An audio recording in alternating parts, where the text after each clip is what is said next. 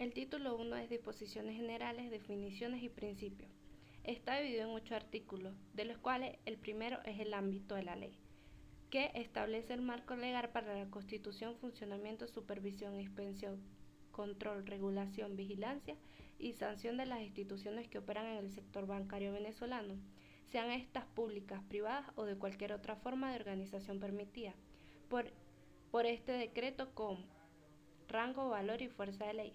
El artículo 2 es el objetivo. El objetivo principal de este derecho con rango, valor y fuerza de ley consiste en garantizar el funcionamiento de un sector bancario sólido, transparente, confiable y sustentable, que contribuya al desarrollo económico, social y nacional, que proteja el derecho a la población venezolana a disfrutar de los servicios bancarios y que establezca los canales de participación ciudadana.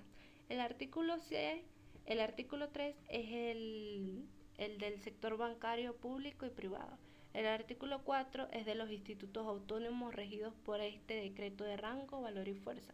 El artículo 5 es de intermediación financiera, el artículo 6 es el ente de regulación, el artículo 7 son actividades que requieren autorización y el artículo 8 es del servicio público. El título 2 es Constitución y organización de las instituciones del sector bancario. Se divide en 2 capítulos. El capítulo 1 es la constitución de las instituciones del sector bancario, que va del artículo 9, que son las formas de constitución. Las instituciones del sector bancario deben constituirse bajo las normas de sociedad anónima de acuerdo a lo previsto por las leyes respectivas, con acciones nominativas de la misma clase, las cuales no podrán ser convertibles al portador, tener un número mínimo de 10 accionistas, entre los cuales podrán estar incluidos los promotores. Estos requisitos deben mantenerse durante el ejercicio de la autorización conferida. Después viene el artículo 10, que son las modificaciones estatutarias. El artículo 11, que es el Banco Universal. El artículo 11, que son las instituciones bancarias especializadas, que es a los efectos presentes del decreto con rango, valor y fuerza de la ley, se consideran instituciones bancarias especializadas a los bancos de desarrollo y a los bancos microfinancieros. El artículo 13 es la casa de cambio. El artículo 14 es el operador cambiario fronterizo. El artículo 15 son otras instituciones no bancarias. El artículo 16 es la actualización de los límites del capital social. El artículo 17 son las instituciones bancarias regionales. El artículo 18 es promoción y funcionamiento. El artículo 19 son impedimentos para ser promotor o accionista. El artículo 20 es pago de capital social. El artículo 21 es la utilización del capital social inicial. Y el capítulo 2 se llama otras autorizaciones, que empiezan a partir del artículo 2, que es la apertura, traslado y cierre de oficina. El artículo 23 son normas para la participación de la inversión extranjera. El artículo 24, normas para la apertura de sucursales en el exterior. El artículo 25, autorización de representación en el país de instituciones bancarias del exterior. El artículo 26 son actividades de los representantes. El artículo 27 son actividades prohibidas a los representantes. Ahora, el título 3 se divide en 2 capítulos. El capítulo 1, el cual consta de los artículos 28 y 29, y el capítulo 2, que va desde el artículo 30 al 34, los cuales hablan acerca de la asamblea de accionistas y de la junta directiva.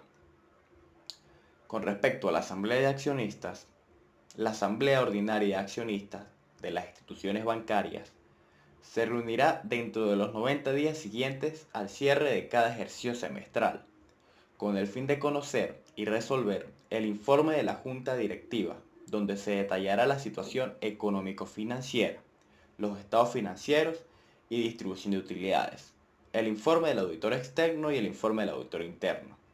Los registradores mercantiles no escribirán las actas de asambleas, si no se presenta el acto administrativo contentivo de la conformidad de la superintendencia de las instituciones del sector bancario. Ahora, con respecto a la junta directiva, la administración de las instituciones bancarias estará a cargo de la junta directiva u otros organismos que determine su acta constitutiva. Estos miembros serán civil penalmente responsables por sus acciones u omisiones en el cumplimiento de sus deberes. La junta directiva debe estar conformada por no menos de 7 directores y sus respectivos suplentes. Entre las atribuciones y deberes de la junta directiva tenemos las siguientes: Primero, definir la estrategia financiera y crediticia de la institución y controlar su ejecución.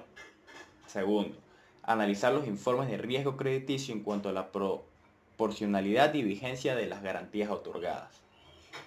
Y tres, decidir sobre la aprobación de las acciones que individualmente excedan el 5% del patrimonio de la institución. Ahora, con respecto al artículo 31, habla sobre las inhabilitaciones, entre las cuales están que no pueden ser directores de una institución del sector bancario los siguientes: los apoderados, comisarios y auditores de la institución del sector bancario de que se trate, las personas sometidas a beneficio de atraso o juicio de quiebra, los directores, presidentes o representantes legales que ocupen cargos de dirección o de administración, como consejeros, asesores, consultores de otras instituciones bancarias o del resto de instituciones del sistema financiero nacional. Y con respecto al artículo 34, el representante legal de una institución bancaria informará a la Junta Directiva toda comunicación de la Superintendencia de Instituciones del sector bancario que contenga observaciones de irregularidades en los procesos de inspección y, cuando así lo exija, dejará constancia de ello en el acta de sesión.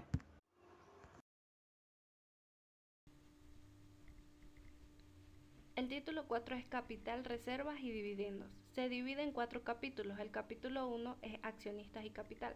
Empieza en el artículo 35. Las acciones de una institución bancaria, casa de cambio y demás sujetos sometidos a la supervisión de la Superintendencia de las instituciones del sector bancario deberán ser nominativas, de una misma clase y no convertibles al portador.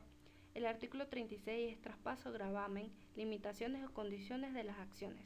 El artículo 37 es la prohibición de la participación en el capital social de las instituciones bancarias. El artículo 38 es la transferencia de acciones. El artículo 39 es la transferencia de acciones por encima del 10%. El artículo 40 es el aumento del capital social. El artículo 41 es la reducción del capital social. El capítulo 2 se llama de las reservas del capital. El artículo 42, la reserva legal. Las instituciones del sector bancario deben alcanzar una reserva no menor del 50% de un capital social. El artículo 43 es reserva voluntaria. El artículo 44, aplicación de reservas. El artículo 45, creación del Fondo Social para contingencias.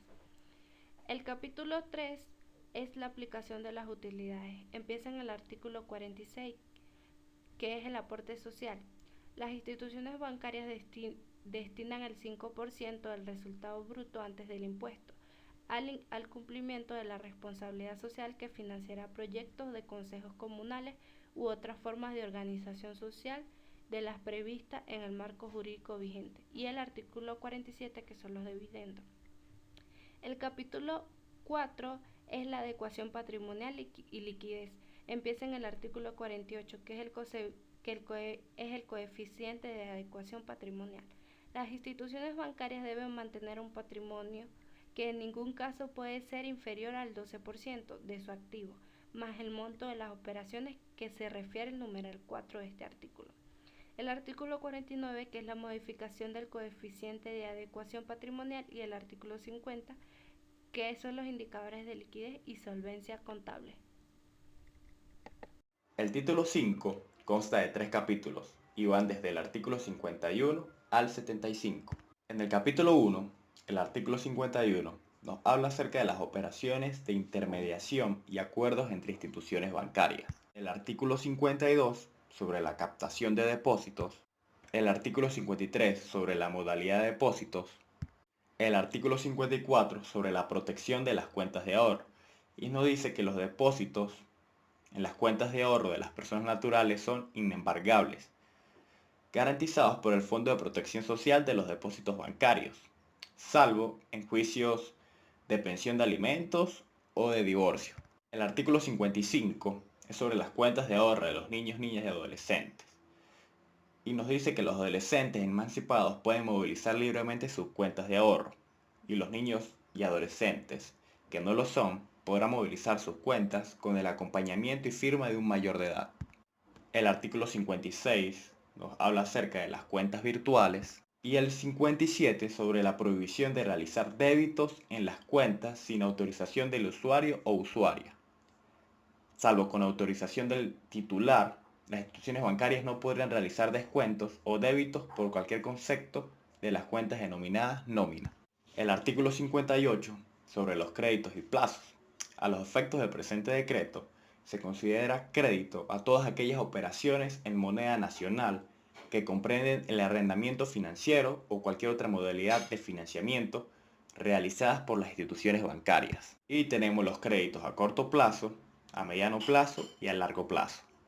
Ahora, el artículo 63 nos habla de la normativa sobre operaciones fiduciarias y nos dice que la superintendencia de las instituciones del sector bancario autorizará a las instituciones bancarias para desempeñarse como fiduciarios. Ahora bien, el capítulo 2 es sobre el funcionamiento y atención al público. En el artículo 67 nos dice que las instituciones del sector bancario ofrecerán una atención al público en todas sus oficinas durante todos los días laborables del año. El artículo 69 nos dice que las instituciones bancarias están obligadas a brindar atención y oportuna respuesta a los reclamos, dar atención prioritaria a las personas con discapacidades físicas, de la tercera edad y mujeres embarazadas, y ofrecer a todos los usuarios la información de todos los servicios que tengan a la disposición del público. El título 6 de la información consta de dos capítulos, el 1 y el 2. El capítulo 1 de la contabilidad, información y publicidad. En él tenemos el artículo 76 y dice: las instituciones bancarias se someterán a las normas contables dictadas por la Superintendencia de las Instituciones del Sector Bancario.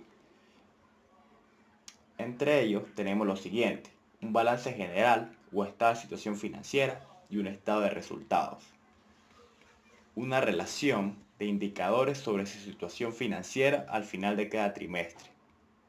Un balance general y estado de resultados correspondientes al ejercicio semestral inmediato anterior, dentro de los siguientes 15 días continuos siguientes al final de cada ejercicio. Estos deben estar auditados por contadores públicos. La superintendencia de las instituciones del sector bancario está autorizada para acceder sin restricción alguna a los registros contables. Las instituciones del sector bancario deben proporcionar información fidedigna al público. Las instituciones bancarias presentarán a los accionistas y deberán tener a disposición del público en general su memoria semestral. Dicha memoria debe contener lo siguiente: el informe de la Junta Directiva, estados financieros comparativos de los 2 últimos semestres, participación en los sectores productivos del país, informe sobre los reclamos que presenten los usuarios, disposición de canales electrónicos y de oficinas bancarias, informe del auditor externo, posición del coeficiente de adecuación patrimonial, indicadores de liquidez, solvencia y rentabilidad. Y en el capítulo 2 tenemos a las auditorías. Las instituciones bancarias tendrán una unidad de auditoría interna, tendrán un auditor externo, que es una persona jurídica que será designada por la Junta Directiva de la Asamblea General de Accionistas. Y en el capítulo 3 tenemos al sigilio bancario. Está prohibido a las instituciones bancarias, así como a sus directores y trabajadores, suministrar a terceros cualquier información sobre las operaciones pasivas y activas con sus usuarios. Están obligados a cumplir el secreto bancario, exceptuando cuando la información sea requerida para fines oficiales, por el presidente de la República, el vicepresidente ejecutivo, el Tribunal Supremo de Justicia. Y por último, el capítulo 4 habla acerca de los sistemas de información central, de riesgos y la obligación de suministrar información.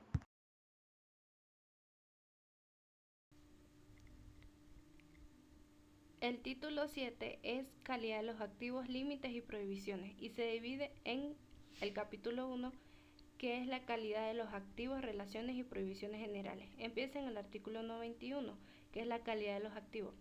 Las instituciones bancarias, de conformidad con las normas que dicte la superintendencia de las instituciones del sector bancario, a efecto de reflejar la verdadera calidad de los activos, realizarán una calificación periódica de los mismos y constituirán las provisiones genéricas y especializadas que sean necesarias para cubrir los riesgos de incobrabilidad o pérdida del valor de los activos.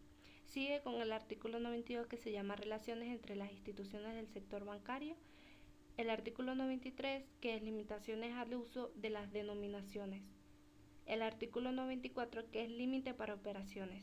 El artículo 95, que es presunción para la calificación de deudores relacionados. El artículo 96, que es la prohibición de operaciones con personas vinculadas. El artículo 97, que son prohibiciones generales de orden operativo, financiero, preventivo y de dirección. Y el capítulo 2, que es prohibiciones específicas para cada tipo de institución del sector bancario. Empieza en el artículo 98, que son las prohibiciones específicas a las instituciones bancarias. El artículo 99, que son prohibiciones específicas a las casas de cambio. El artículo 100, que son las prohibiciones específicas a los operadores cambiarios fronterizos. Y el artículo 101, que son otras limitaciones y prohibiciones sobre bienes muebles e inmuebles. Y por último el artículo 102, que son excepción a las prohibiciones.